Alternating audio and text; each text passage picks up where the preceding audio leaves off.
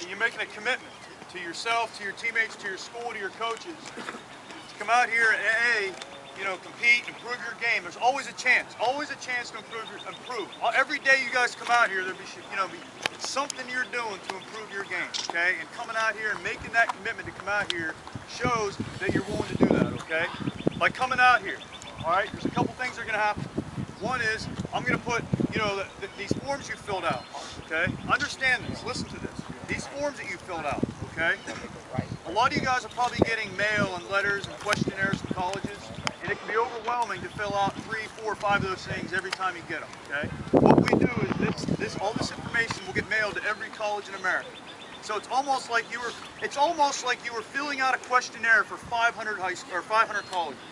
Some of you guys will get to play at the Division I level, okay? And that's a blessing. Some guys will play NAIA ball in Ohio somewhere, and that's a blessing. But for every one of you, there's somewhere out there for you. There's scholarship money out there, okay? There's scholarship money out there, and the most important thing, especially with the Division II and below, is the academics.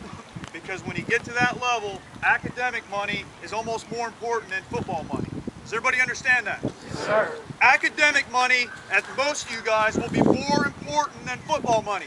So for every minute you spend outside this, out here on this football field, you got to spend it on your grades.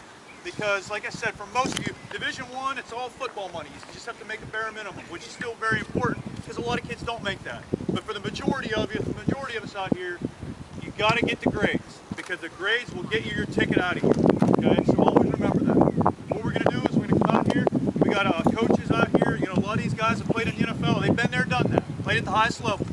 Okay, they're going to work with you, show you some things. We're going to start out. Everybody's going to run a 40-yard dash.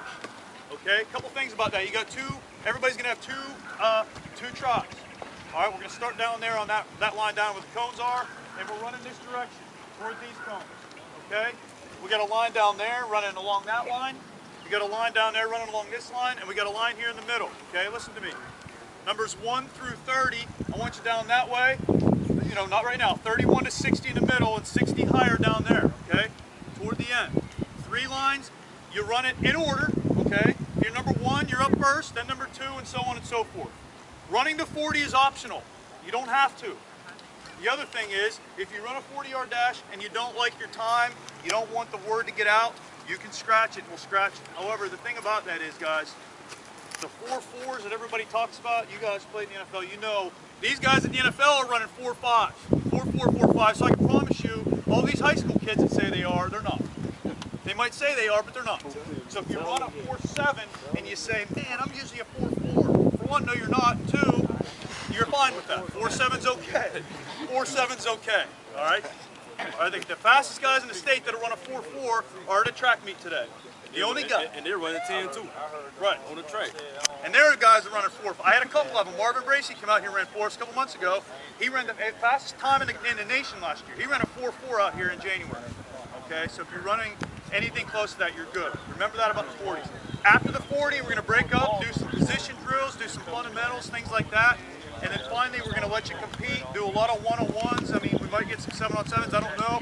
Linemen, quarterbacks, everything.